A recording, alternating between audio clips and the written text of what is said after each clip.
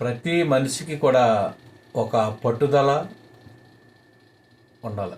పట్టుదల అంటే దేనికోసమైనా సరే, చదువులైనా, ఆటలైనా, పాటలైనా, ఏదన్నా పనులు అయినా సరే, ఏదన్నా నేర్చుకున్నట్లయినా.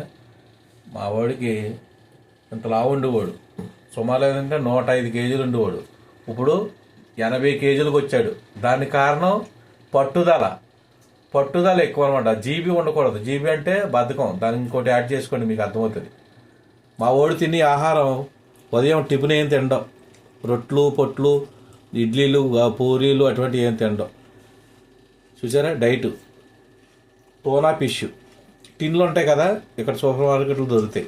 టోనా ఫిష్ ఇంత డబ్బా, నూనె లేకుండా. కానీ తర్వాత క్యాప్సికం, తర్వాత కేర్, తర్వాత ఉల్లిపాయ కూడా వేసుకున్నాడు.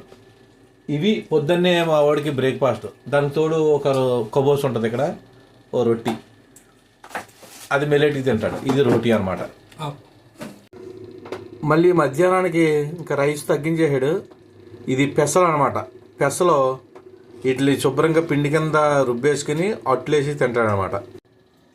ఒకప్పుడు చాలా లావుగుండేవాడు, పొట్ట ఎదరకి తన్నేసి.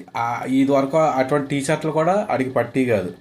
ఇప్పుడు అవి లూజ్ అయిపోతున్నాయి. ఇది వరకు టీ షర్ట్లు అన్నీ కూడా లూజ్ అయిపోతున్నాయి. దానికి కారణం పట్టుదల, వాళ్ళు ఉన్న సంకల్పం. తగ్గాలని సంకల్పం అనమాట. తగ్గాడు, తగ్గి చూపించాడు.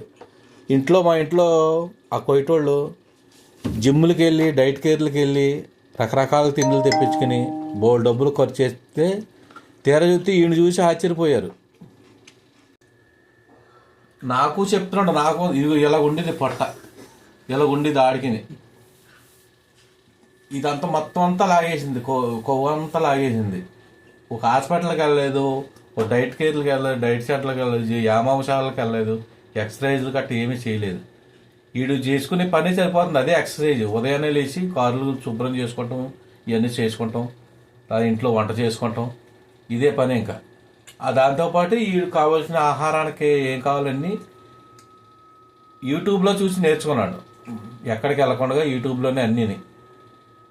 నా వీడియో మీకు నచ్చింది అనుకుంటున్నాను. మీరు కూడా ఇలా ఫాలో అవ్వండి.